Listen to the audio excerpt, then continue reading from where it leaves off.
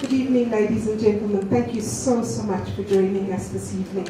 My name is Peter Tring. I'm the Chief Executive Officer here at Constitution Hill, this amazing venue that held both Nelson Mandela and Gandhi, and Mahatma Gandhi as prisoners, two of the greatest men of this world today. The excellent Constitutional Hill as a national heritage site owes its rich history to the icons of Gandhi and Mandela generation, who were both held at this site of the Constitutional Hill where we are today.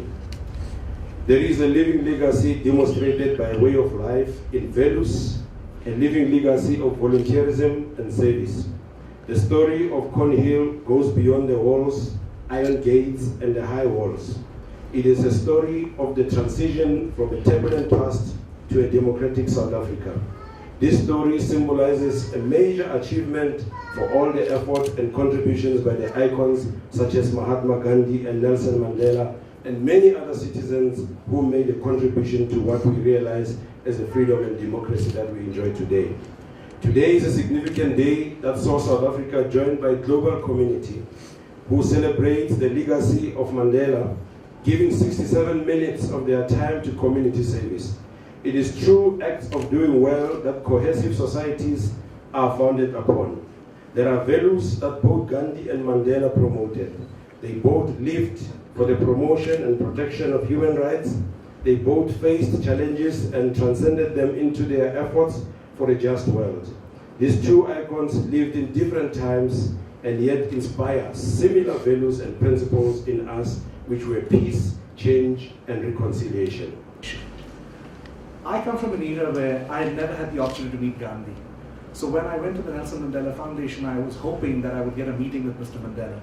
And I still remember the meeting was shifted to 4 o'clock in the evening. And suddenly there was a lot of helter-skelter going on, and somebody told me, you'll have to wait for another 30 minutes because there is some very important work going on. I waited. I could sense that you were in the presence of greatness. I couldn't see the greatness. And after about 25 minutes, the CEO came and took me aside. He says, I'm very sorry you had to wait because Mr. Mandela had just walked in to sign some papers. He was in the other room. The satisfaction to me was that I was separated by a concrete wall from greatness. But then we have to remember, for 27 years, greatness was separated with this whole country, and the whole country was inspired.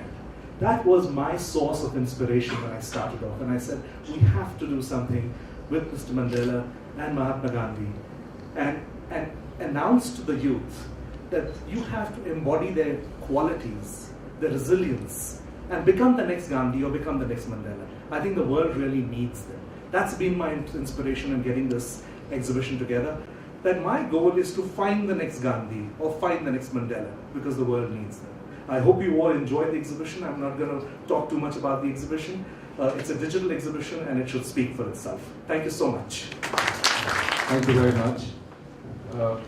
First of all, I'd like to convey my greetings and pay respect to the memory of the great individual Nelson Mandela, whose birthday we are celebrating today.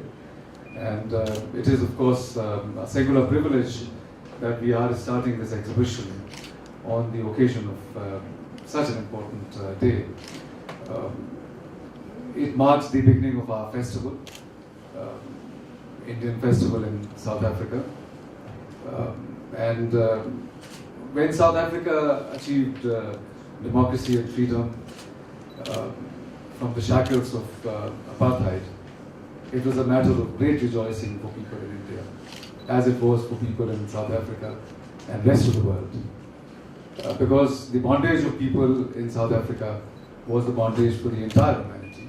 And Indians particularly empathized with what was going on in South Africa. So it was a matter of great rejoicing in India.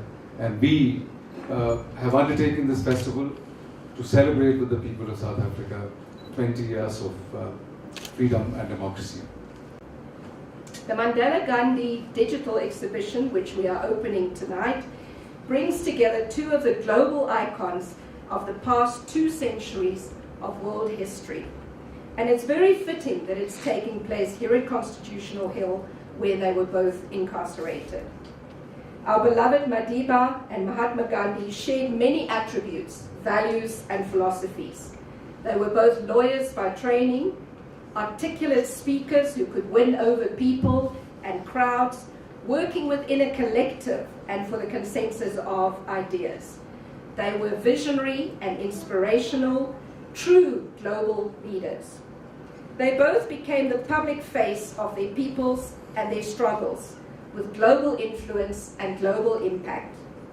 Both were pushed up to leadership positions by their circumstances. Both were deeply principled, yet humble and selfless.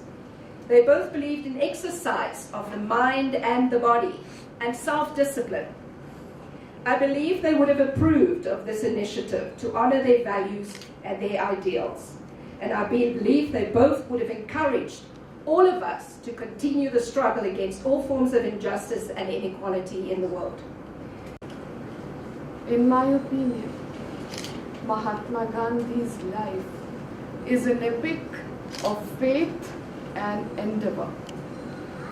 His faith was in the ultimate truth, and he endeavored to attain it throughout his life through non-violence till his last breath. The foundation of his strength was in his faith in God. The deeper the strength, the greater was the endeavor. I was very proud as a South African when Madiba stood up for HIV/AIDS, because Madiba knew how to stand up. And that is why exhibitions are important, because Gandhi also knew how to stand up.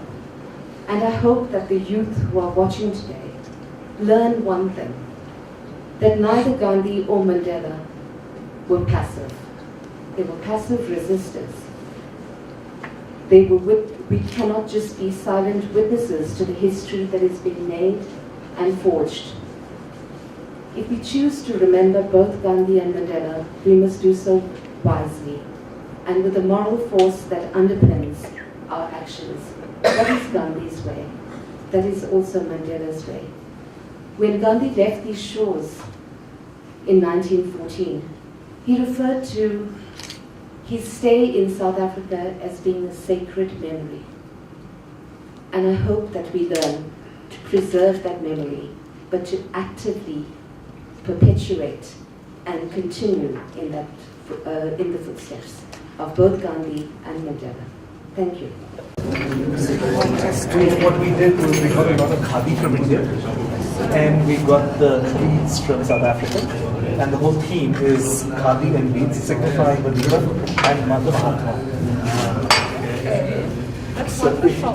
Thank you. if you just open this, Sorry?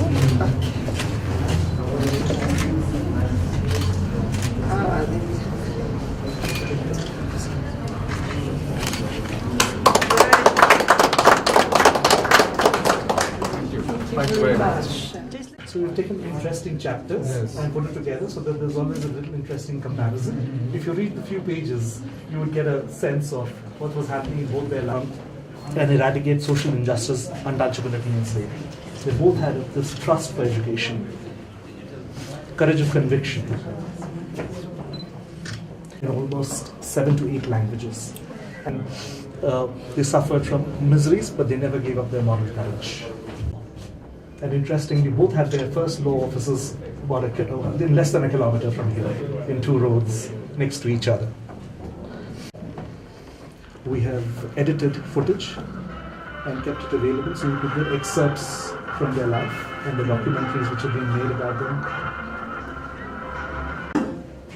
So very interestingly, what we've done is he's speaking about his first interview over here, and we had footage of Gandhiji being interviewed for the first time on film. It was called the Tokyo those days. So we put them parallelly next to each other.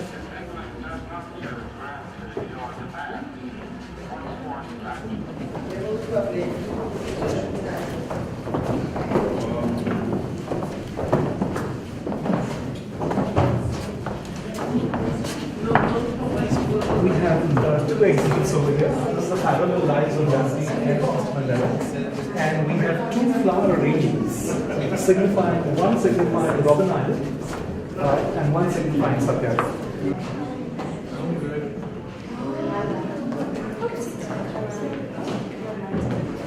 This is Satyagraha, she's doing his life now fast.